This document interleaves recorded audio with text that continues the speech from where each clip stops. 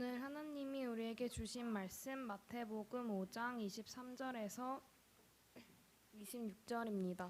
마태복음 5장 23절에서 26절 한 절씩 교독하시고 마지막 절 다 함께 읽겠습니다. 그러므로 예물을 제단에 드리려다가 거기서 네 형제에게 원망 들을 만한 일이 있는 것이 생각나거든.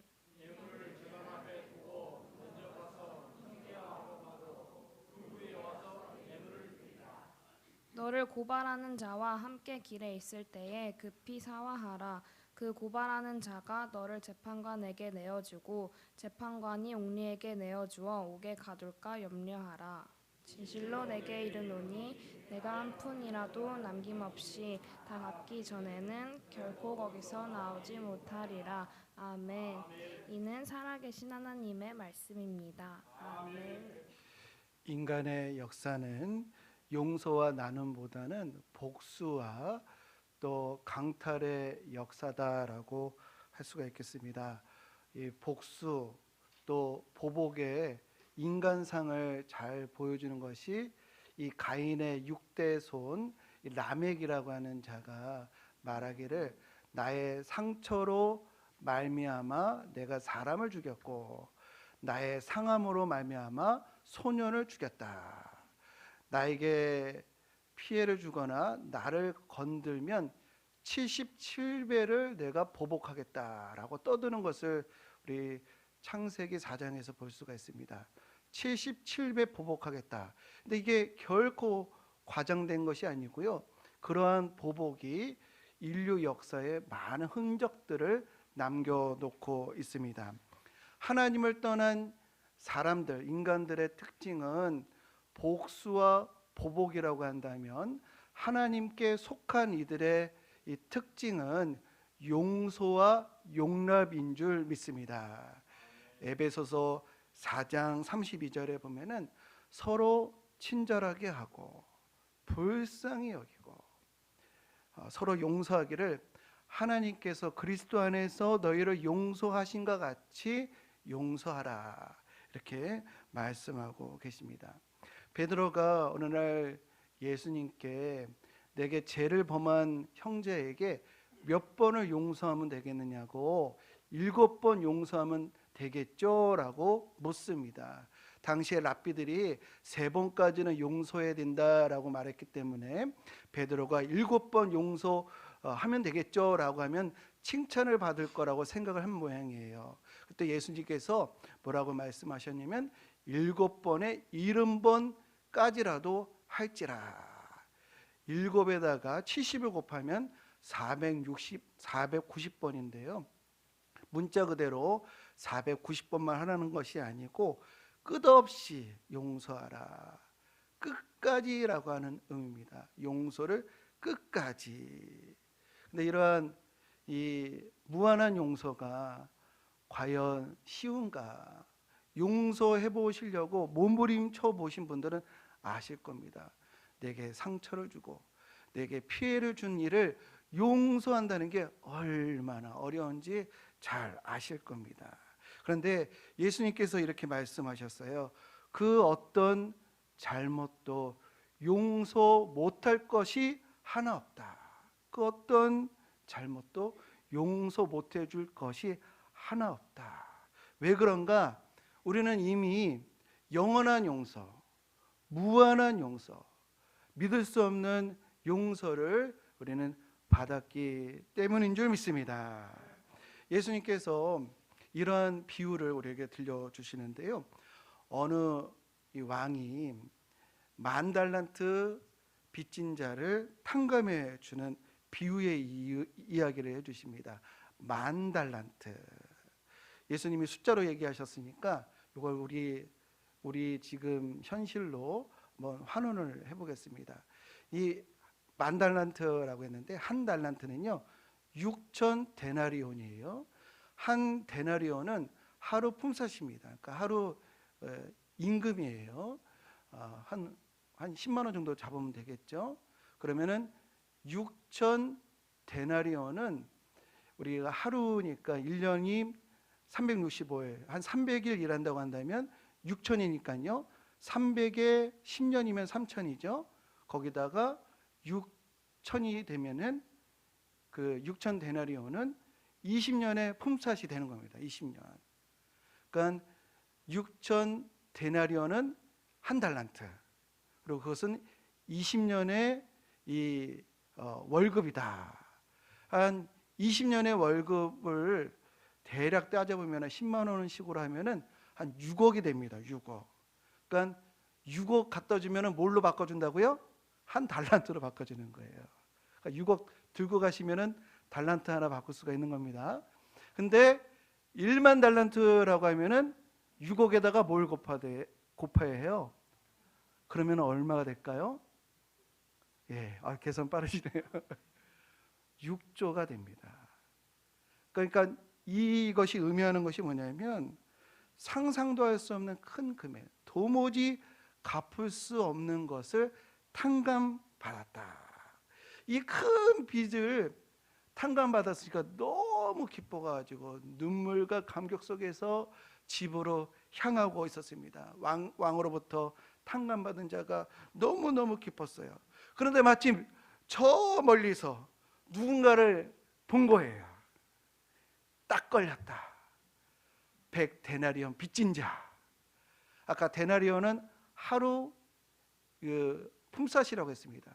그러니까 100데나리온 하면은 우리 것으로 한 사람이 한 1,000만 원 정도 되는 거예요.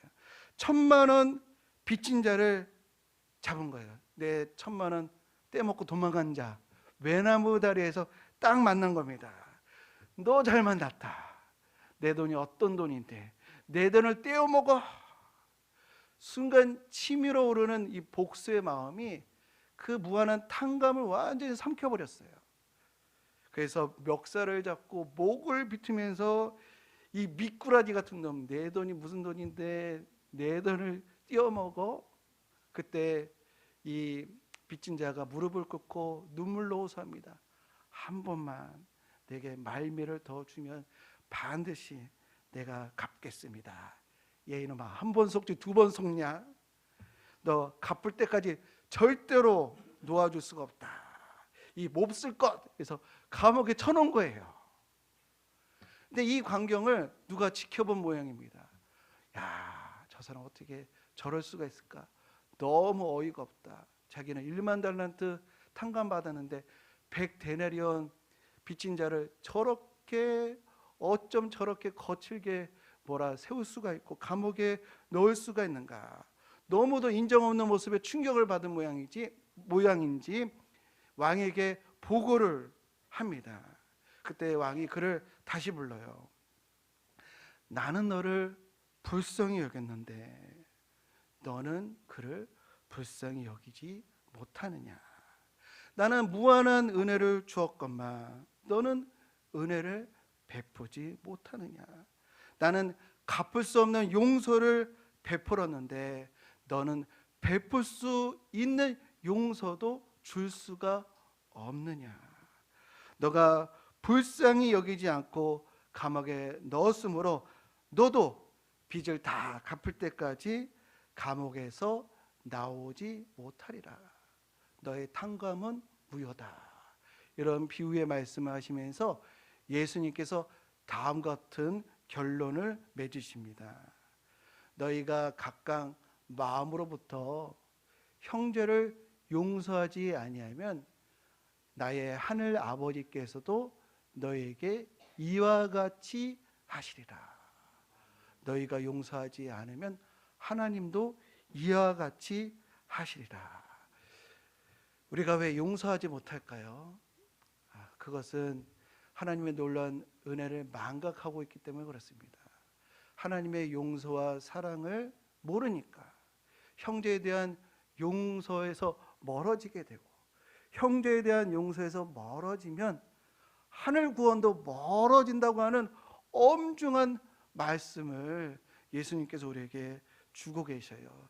이 땅에서의 용서와 하늘 구원이 이 연결되어 있다는 거예요. 같은 스위치로 되어 있다는 겁니다. 이 땅에서 용서하는 것과 우리가 하늘에서 받는 구원이 연결되어 있다. 이게 얼마나 우리가 이 마음에 담아야 할 그런 말씀인지, 영화 빠뿅 잘 아실 겁니다. 이 빠뿅이라고 하는 영화는 실화를 바탕으로 한 것인데 20대의 어떤 청년이 살인 현장에 우연히 있게 되었어요. 근데 그 현장에 있었다고 하는 이유 때문에 아주 실적에 눈이 먼 검사가 이 거짓 증인을 세워가지고 현장에 있었다고 하는 그 이유만으로 살인자로 누명을 씌워가지고 종신형을 선고받게 합니다. 그래서 이 주인공이 아무 죄가 없는데 이 아주 악명 높은 감옥에 갇혀서 평생 그 감옥에서 썩게 되었어요. 이 주인공의 입장이라고 하면 얼마나 억울할까요? 내 인생을 완전히 파괴시킨 이 나쁜 이 검사, 그래서 이 감옥에서 내가 나가서 복수하리라. 그래서 탈옥을 계속해서 수없이 시도를 합니다. 매번 실패하다가 9번째 이 그럴듯한 이제 시도를 하다가 9번째 성공을 한 거예요.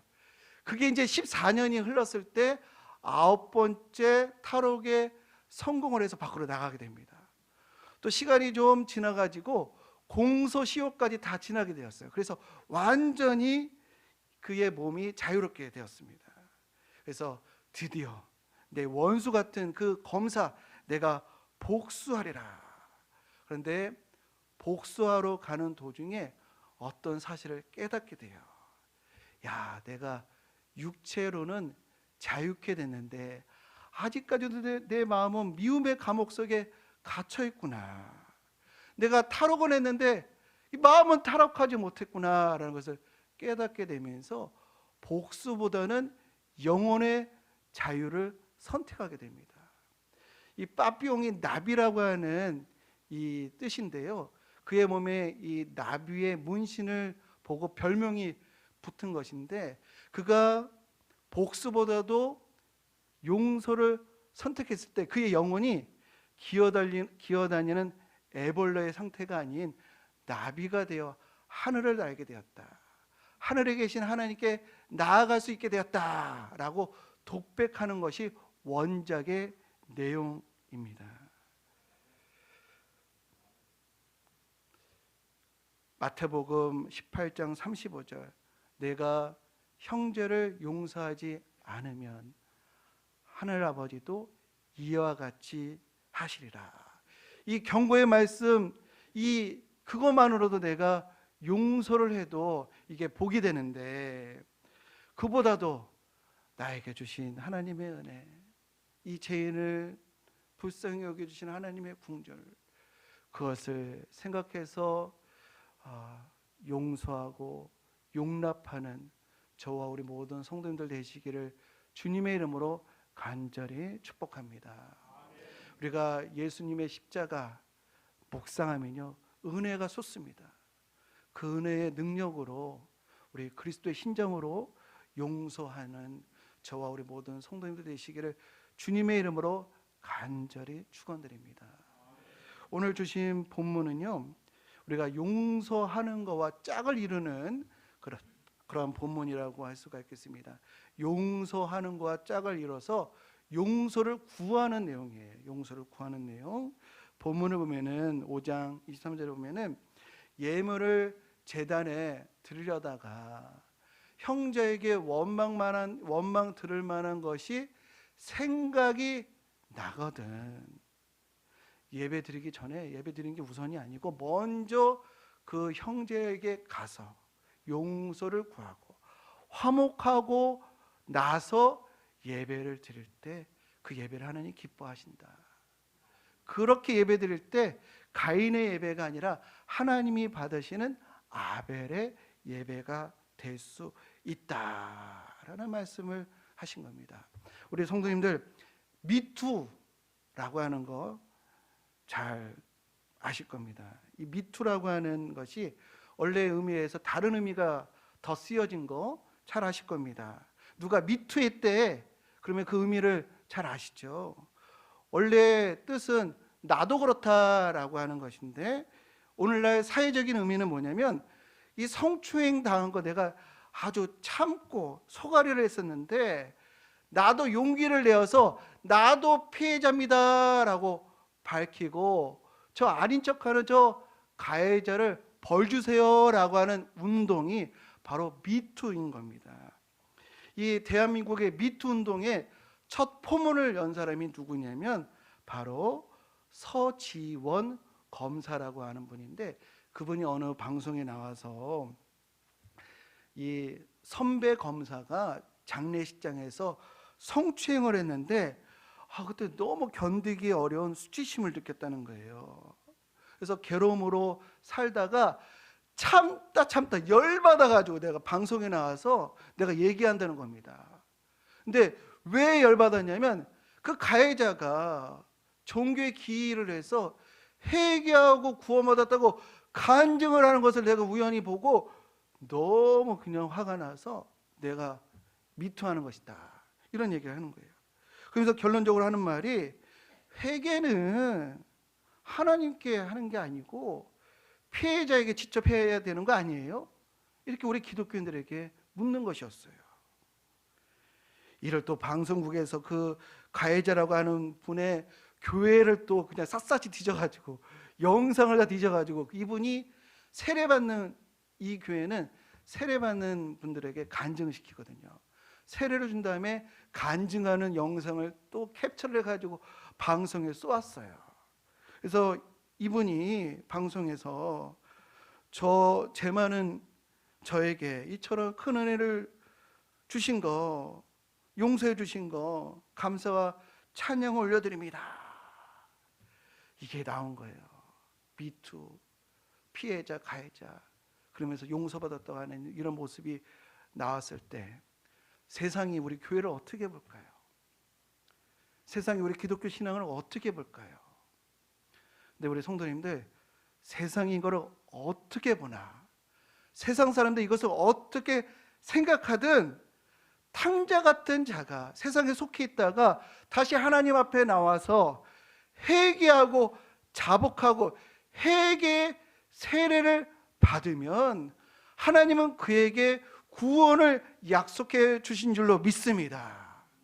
믿고 세례를 받은 사람은 구원을 얻을 것이요, 이것은 하나님의 선물이에요.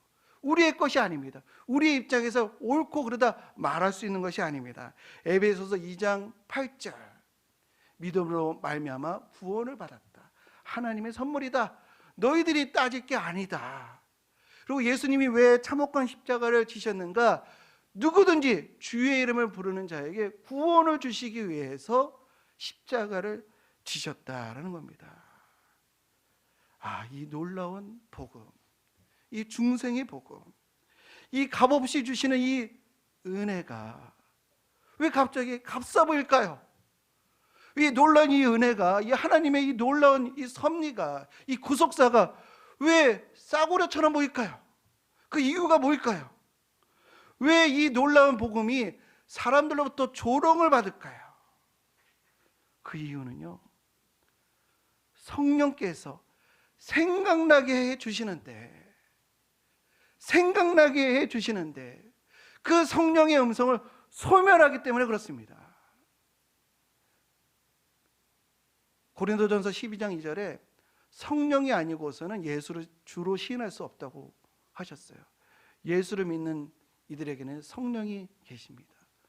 성령께서 생각나게 해주실 거예요. 근데 그걸 소멸시키면 성령이 떠나는 거죠.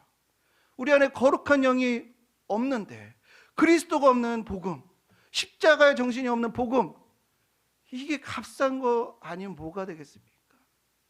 그러니 세상 사람들이 그걸 보고 조롱을 하는 것이고, 교회 안에서 반목하고 갈등하면 성령이 우리 안에 임재하시겠습니까? 그렇게 되면 우리 안에 거룩함은 사라져 그냥 값싼 단체, 집단으로 보일 수밖에 없는 것입니다. 거룩하지 않으면서도 거룩한 척을 하니까 조롱을 받는 것이에요. 우리 내년에 우리 강석교회 표를 가고 싶은 교회, 보고 싶은 성도들이 있는 신앙 공동체라고 했습니다. 근데 우리 안에 화목이 없으면, 용서해주고 용서를 구하는 것이 없으면요, 우리의 표는 그냥 울리는 꽹과리일 수밖에 없고요, 우리의 예배는 공허할 수밖에 없습니다. 우리가 공허한 것을 할 것인가, 아니면 진정 성령께서 주시는 부흥을 맛볼 것인가. 우리의 마음을 다시 한번 깊게 성령이 들려주시는 음성에 반응하는 저와 우리 모든 성도님들 되시기를 주님의 이름으로 축복합니다. 원망 들을 만한 것이 있거든, 생각나게 하시거든, 먼저 가서 화해하고 화목한 다음에 예배를 드리라. 화목, 이 화목을 영어 단어로 하모니라고 합니다. 우리 하모니 하면은 어디가 생각이 나세요? 하모니 딱 하면은 오케스트라 딱 생각나죠. 오케스트라. 근데 화목, 하모니 소리도 비슷해요. 그런데요, 이 하모니는요, 정말 인간이 줄 수 있는, 인간이 만들 수 있는 최고의 감동이 바로 이 오케스트라 연주에서, 음악에서 나옵니다. 이 음악에는요, 신성이 있어요. 신성. 사람이 얻을 수 있는 최고의 감동이 여기서 나오는데요, 바로 신성 때문에 그렇습니다. 하모니, 왜 오케스트라에 왜 하모니가 있고 신성이 있냐면요, 이게 하나님의 삼위일체 속성이 있거든요. 여럿인데 하나의 소리를 냅니다. 하나의 소리를 듣고 들어봤더니 여럿이에요. 여럿인데 하나이고, 하나인데 여럿이에요. 삼위일체 하나님, 하나는 여럿인데 셋인데 하나이시고, 하나이신데 여럿인 하나님의 속성이 바로 음악에 있는 거예요. 그래서 우리 성가대의 찬양이 우리 영혼을 깨우고요, 제가 신학교에서 어떻게 하면 신학교에서 벗어날까, 어떻게 하면 이 길 안 갈까라고 고민할 때, 신학교에서 체표 드릴 때 이 성가대의 찬양이 너무 은혜로워가지고 그때부터 목사의 길로 조금씩 나아갔던 것 같습니다. 이 음악에는 이런 하나님의 속성이 담겨져 있습니다. 하모니는요, 무한 복사가 아닙니다. 서로 다른 것들의 어울림이에요. 그러니까 다른 말로 이종 사랑입니다. 이종 사랑. 나와 다르기 때문에 어쩔 때는 거북하고, 어쩔 때는 불편하지만 친절하게 하고 불쌍히 여겨서 서로 용서하고 용납함으로 만드는 것이 바로 이 화목이고 하모니입니다. 동정사랑, 나랑 뜻이 맞는 사람끼리만 보이고 말이 통하는 사람끼리만 대화하는 동정사랑은 하나님이 미워하시는 거예요. 예수님이 십자가를 지시기 전 갈멜산에서 다음과 같은 기도를 하시잖아요. 요한복음 17장 11절에 저들도 우리와 같이 하나가 되게 하옵소서. 저들이 우리와 같이 하나가 될 때 세상 사람들 우리 안에서 그리스도를 볼 수 있기에 저들이 우리와 같이 하나가 되게 하옵소서. 바라기는 우리 성도님들이 하나가 될 때 우리 안에 성령이 임재하시고 세상은 우리를 보고 그리스도를 또한 보게 될 줄로 믿습니다. 진정 우리의 광석교회가 내년에 가고 싶은 교회, 보고 싶은 신앙 공동체가 되기를 주님의 이름으로 간절히 축복하고 축원드립니다. 우리가 용서할 때 용서받을 수가 있고요, 화목할 때 주님께서 우리의 예배를 받으십니다. 이 주님께서 강조하신 이 진리의 말씀을 우리가 듣고 받고 실천하는 저와 우리 모든 성도님들 되시기를 주님의 이름으로 간절히 축원드립니다. 이 시간 찬양하겠습니다. 주는 평화. 막힌 담을 모두 하셨네. 주는 평화. 주님께서 우리를 화목하게 하기 위해서 이 땅에 오셨습니다. 하나님과 우리 사이의 관계, 또 우리 서로의 관계를 화목하게 하기 위해서 아기 예수로 이 땅에 자기를 비워 이 땅에 오셨는데, 주님 그 그리스도 영신 우리가 되새겨 우리의 삶 가운데 또 우리 공동체 안에 진정한 하모니가 있게 하옵소서라는 마음으로 우리 함께 찬양합니다. 주는 평화, 주는 평화, 맡긴 담을 모두 하셨네. 주는 평화, 우리의 평화, 주는 평화, 맡긴 담을 모두 하셨네. 주는 평화, 우리의 평화. 염려다 맡기라 주가 돌보시니, 염려다 맡기라 주가 돌보시니,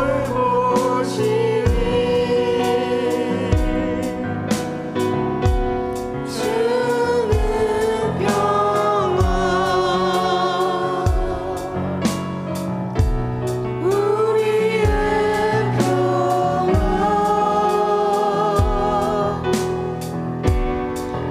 염려다 맡기라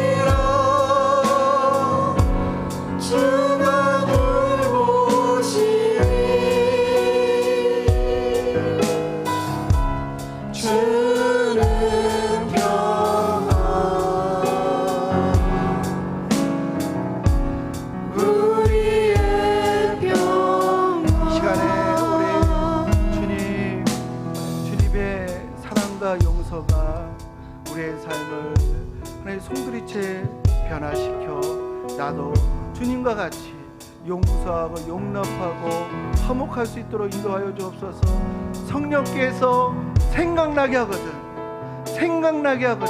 그 성령의 음성에 따라 화목의 길로 갈 수 있도록 인도하여 주옵소서라고 이 시간 함께 기도하겠습니다.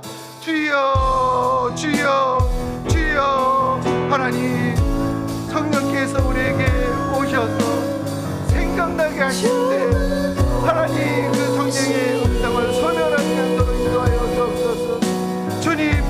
주님께서 생각나게 하실 것을 우리가 신청할 때 우리 안에 하나님 복음이 하나님 역사를 하고 성령께서 우리 안에서 운행을 하시고, 하나님 아버지 세상 사람들은 우리 안에 그리스도가 계심을 알고 하나님 아버지 가고 싶은 교회로 보고 싶은 성도들로 하나님 인정을 하게 될 줄로 믿사오니, 하나님 우리 광석교회를 하나님 변화시켜 주셔서 하나님 아버지 용서하고 용서를 구하는 하나님께서 원하시는 하나님 신앙 공동체, 화목이 있고 harmony가 있는 예수 그리스도의 정신, 하나님의 성품이 담겨져 있는 하나님 우리의 삶, 우리의 공동체 될 수 있도록 주여 역사하여 주옵소서.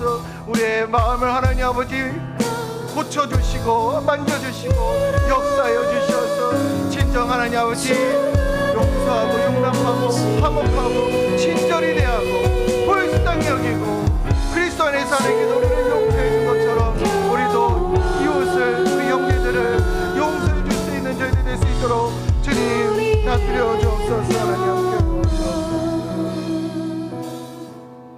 이제는 우리를 위해 자기를 낮추시고 죽기까지 복종하신 어린 양 예수 그리스도의 은혜와 독생자를 십자가에 내어주시기까지 우리를 사랑하시는 측량할 수 없는 하나님의 사랑과 우리를 위하여 탄식함으로 간구하시는 성령님의 내주 교통 충만하심이, 성령이 생각나게 하시는 것에 순종하여 화평케 하는 자가 되리라 결단하는 하나님의 백성들 머리머리 위에, 이 나라와 이 민족 위에 이제부터 영원까지 함께 하시기를 간절히 축원하옵나이다. 아멘.